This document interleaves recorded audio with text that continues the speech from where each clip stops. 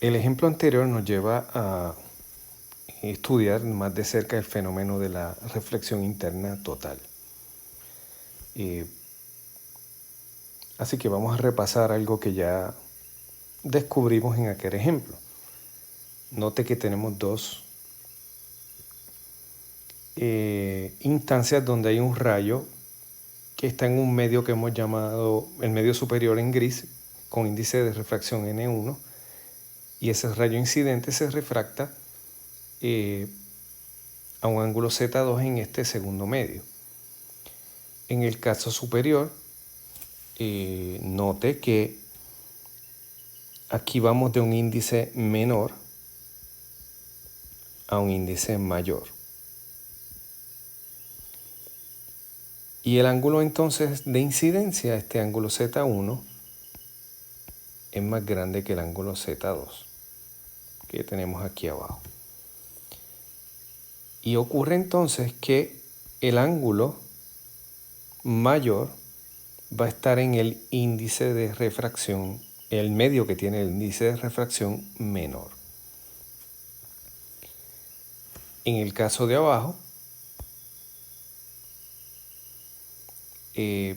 aquí vamos al revés al de arriba, vamos de un índice mayor a un índice menor.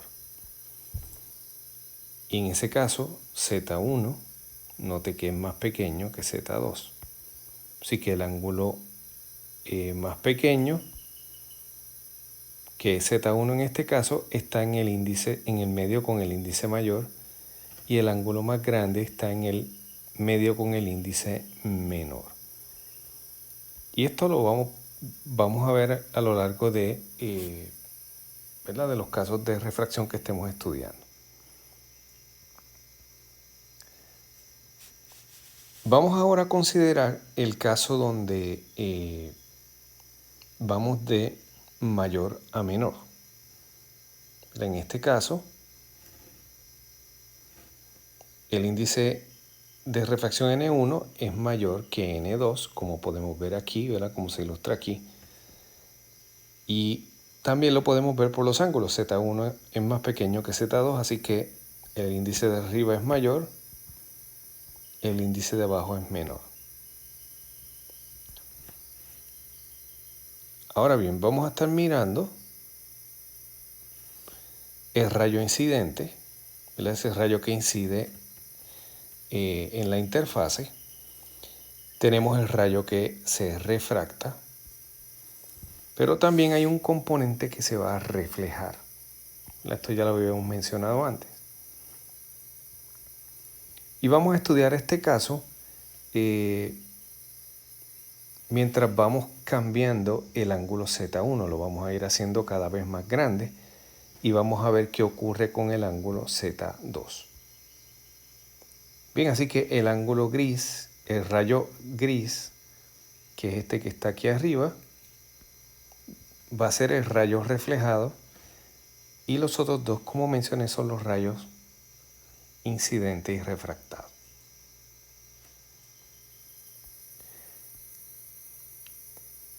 Bien, una de las cosas que es evidente es que si uno aumenta el ángulo de incidencia, el ángulo de refracción también va a aumentar. Pero debido a la ley de Snell, para el caso donde el índice N1 es mayor que N2, ¿verdad? Estamos en este caso. Vamos de un medio con índice mayor a un medio con índice menor. Pues el ángulo de refracción en este caso aumenta más rápidamente que el ángulo de incidencia. Usted aumenta el ángulo de incidencia y el ángulo de refracción aumenta más.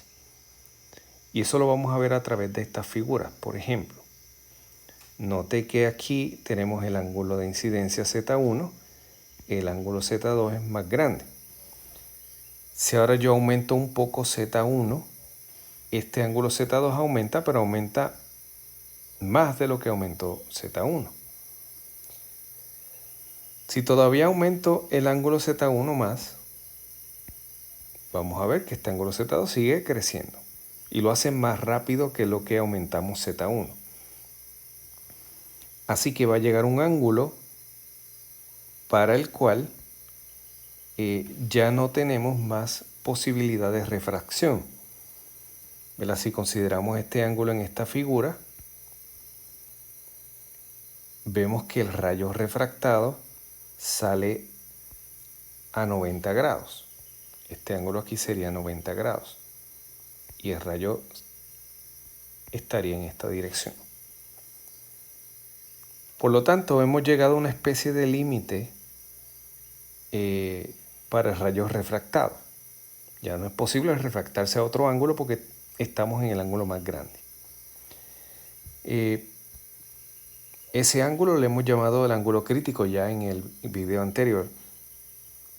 Y si, ¿verdad? Para hacer algo más concreto, consideramos que el primer medio es agua y el segundo medio es aire. Ese ángulo de incidencia que obliga a que el ángulo de refracción sea 90 grados es 48.8 más o menos, ¿verdad? 48.754.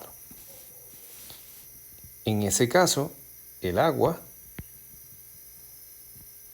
tiene un índice de refracción que es 4/3. O sea que esto es 1.3333, se sigue repitiendo. Y el aire sabemos que el índice es prácticamente igual a 1. Así que si pasamos del agua al aire, vamos de un índice mayor a un índice más pequeño.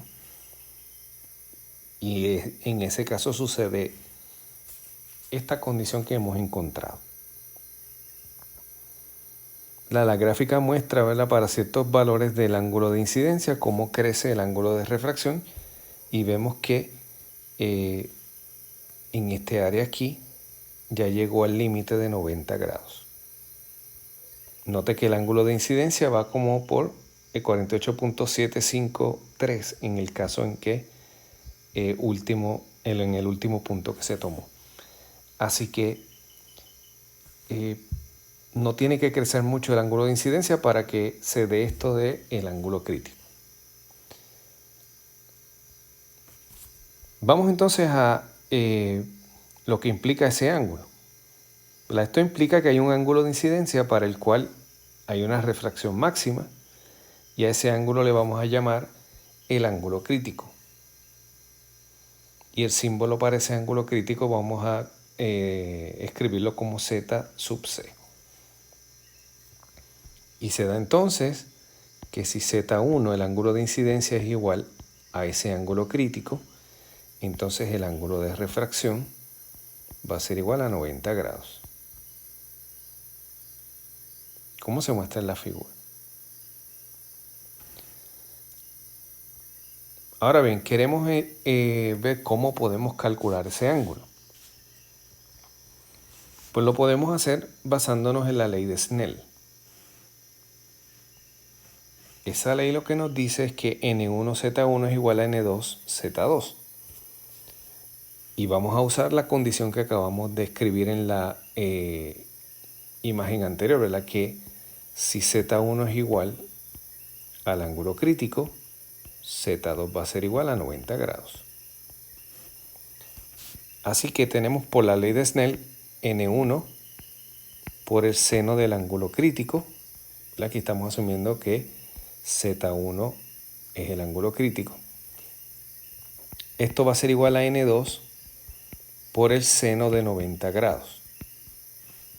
Que sería, ¿verdad?, lo que implicaría tener el ángulo crítico.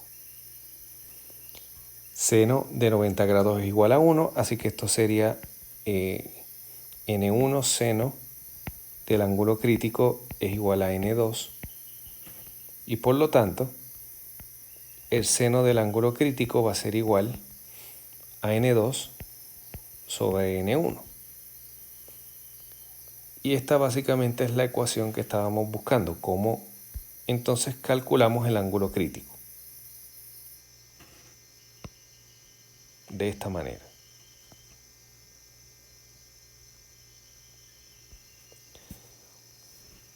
Si usted quiere dar un paso más, ¿verdad?, podríamos escribir Z sub C es igual al seno inverso de N2 sobre N1, que es la fórmula equivalente. Ahora hay que enfatizar, ¿verdad?, que esta fórmula se usa cuando tenemos incidencia de un medio con índice mayor a otro con índice menor. O sea que en este caso recordemos que N1 es más grande que N2. Si se da la condición al revés, usted verá que usted pone los números en esta fórmula y le da indeterminado, ¿verdad? No le da un resultado correcto.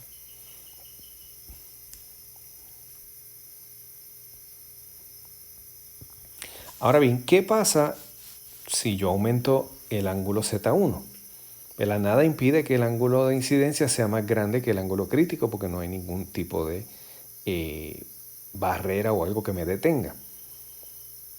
Así que, ¿qué ocurre dado que no vamos a tener ningún lugar hacia el cual el rayo refractado pues se pueda estar, ¿verdad? Porque ya ocupamos todos los ángulos. Pues resulta que si el ángulo de rayo incidente es mayor al ángulo crítico, entonces no se refracta la luz al segundo medio, no pasa al segundo medio, sino que se refleja completamente. En otras palabras, la luz llegará a la interfase y no se refracta, no pasa al otro medio, sino que la luz se refleja completamente. Y a ese fenómeno, donde la luz se refleja completamente en la interfase, se le conoce como reflexión interna total. Es total porque la luz completamente es reflejada y es interna porque la luz se queda en el mismo medio todo el tiempo. Note que el rayo incidente no cambia de medio, sino que se refleja y vuelve el rayo a estar en el medio original, en el primer medio. Y por eso el nombre de reflexión interna total. Así que, ¿verdad?, si Z1 es más grande de ángulo crítico, tenemos esa reflexión interna total.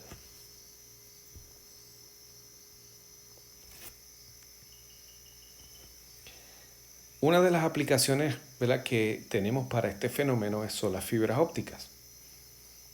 Así que esta reflexión interna total se usa en fibras ópticas para conducir luz de un sitio a otro a través de la fibra sin pérdidas de energía o con una pérdida mínima. Así que el rayo de luz, como vemos aquí en la figura, entra a la fibra, se refleja internamente. Aquí ocurre el fenómeno de reflexión interna total. La luz cambia de dirección, aquí vuelve a cambiar de dirección y va viajando a través de la fibra hasta que llega al otro extremo. Y si se cumple siempre la condición del ángulo crítico, vamos a tener que va a haber un mínimo de pérdidas o prácticamente ninguna al rayo pasar a través de esa fibra. También en algunos binoculares usan unos prismas para desviar la luz usando este fenómeno en lugar de usar espejos dentro del prisma. Dentro de los binoculares se utilizan prismas para hacer la reflexión interna total y desviar la luz. Bien, así antes de pasar al ejemplo que vamos a hacer ahora, queremos recordar que este fenómeno ocurre cuando la luz viaja de un medio con mayor índice a un medio con menor índice. Si ocurre lo contrario, si vamos de menor a mayor, este fenómeno no va a ocurrir. Ejemplo.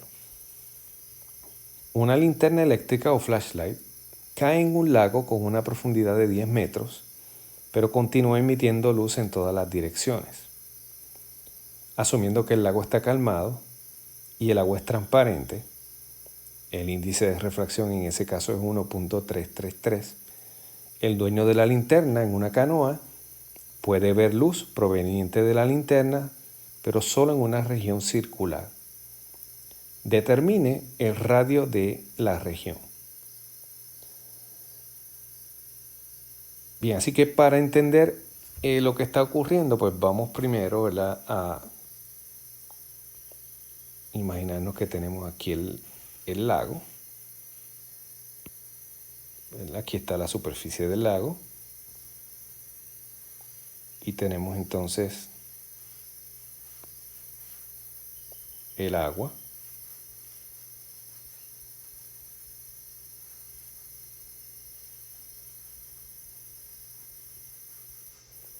La linterna se cayó, ¿verdad?, al agua y llegó al fondo. Y estamos asumiendo que la linterna es esta.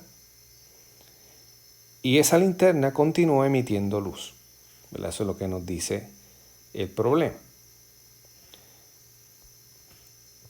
Aquí vemos uno de los rayos de luz que sale de la linterna, que ese rayo tiene incidencia normal y por lo tanto va a seguir en la misma dirección. Pero la linterna está emitiendo luz en todas las direcciones, por lo tanto, si vemos otro rayo que sale de la linterna, por ejemplo, a este ángulo, ese rayo se refracta al pasar al aire. Recordemos que esto es agua. Y acá tenemos el aire. Así que el ángulo de refracción va a ser más grande que el ángulo de incidencia. Y eso lo vamos a notar, ¿verdad? Porque la flecha del rayo pues se desvía más de lo que venía, o sea, del ángulo que trae el rayo incidente. Podemos mirar otro rayo que sale de la linterna. Al refractarse vemos que el ángulo es mucho mayor. Y finalmente podamos a tener un rayo que es el que está en cierta dirección específica y que causa que el ángulo sea 90 grados, o sea que la luz salga paralela a la superficie. Para el otro lado vamos a encontrar lo mismo. Vamos a tener rayos refractados y vamos a llegar a un ángulo específico donde la luz sale a 90 grados. Si ahora yo lanzo un rayo que tiene un ángulo un poco más grande, ese rayo se va a reflejar hacia adentro. Así que eso lo que nos dice es que ahí ya se cumple que el ángulo de incidencia es mayor que el ángulo crítico y por lo tanto es reflexión interna total. El rayo de luz que viene en esta dirección no se refracta, sino que se refleja internamente. Si uno mira alrededor, eso crea una especie de círculo, ¿verdad? En este círculo vamos a tener rayos de luz en la parte interior que van a poder escapar, salir del agua. Pero si estamos fuera de ese círculo, como pasa con este rayo, pues la luz se refleja internamente y no la vamos a ver si estamos fuera. Por eso es que el problema dice que solamente se ve luz proveniente de una región circular y fuera de esa región no se ve. Es el efecto de la reflexión interna total.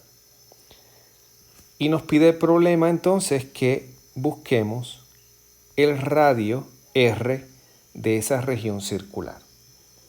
Así que vamos a comenzar primero calculando el ángulo crítico. Note que este rayo es el que está al ángulo crítico porque el rayo reflejado sale a 90 grados. Quiere decir que este ángulo aquí es Z sub C. Y vamos a buscar entonces ese ángulo. Tenemos entonces que el seno del ángulo crítico va a ser entonces N2 sobre N1.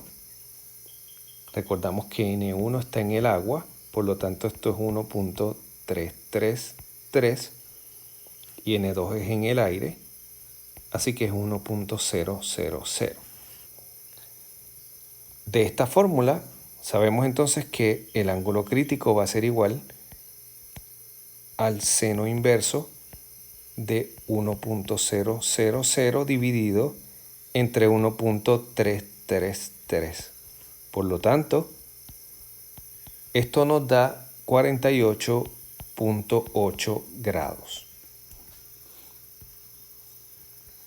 Y ahora, ¿cómo buscamos R? Pues reconocemos que tenemos un triángulo rectángulo. Tenemos este lado, tenemos este lado y tenemos el rayo ¿verdad? Que es el que está al ángulo crítico. Así que podemos hacer el siguiente triángulo. El lado vertical sabemos que es de 10.0 metros, porque esa es la profundidad del lago. El lado horizontal mide R, y el rayo entonces cierra este triángulo, y tendríamos aquí entonces el ángulo crítico Z sub C. Por lo tanto, si calculamos la tangente de Z sub C, vamos a tener que eso es el lado opuesto, que es R, dividido entre el lado adyacente, que es la profundidad, que en este caso es 10.0 metros. Así que si despejamos, tenemos que R va a ser igual a 10.0 metros por la tangente de Z sub C. Por lo tanto, esto sería 10.0 metros por la tangente de 48.8 grados. Y finalmente el radio de ese círculo va a ser 11.4 metros. Bien, así que si estamos a 11.4 metros del punto donde cayó, del centro de este círculo, ¿verdad? Donde cayó la linterna, si estamos a menos que esa distancia, vamos a poder ver luz saliendo de la linterna, pero si ya nos encontramos en una región fuera del círculo, digamos en esta región aquí o acá, la luz proveniente de la linterna se refleja internamente y no nos llega.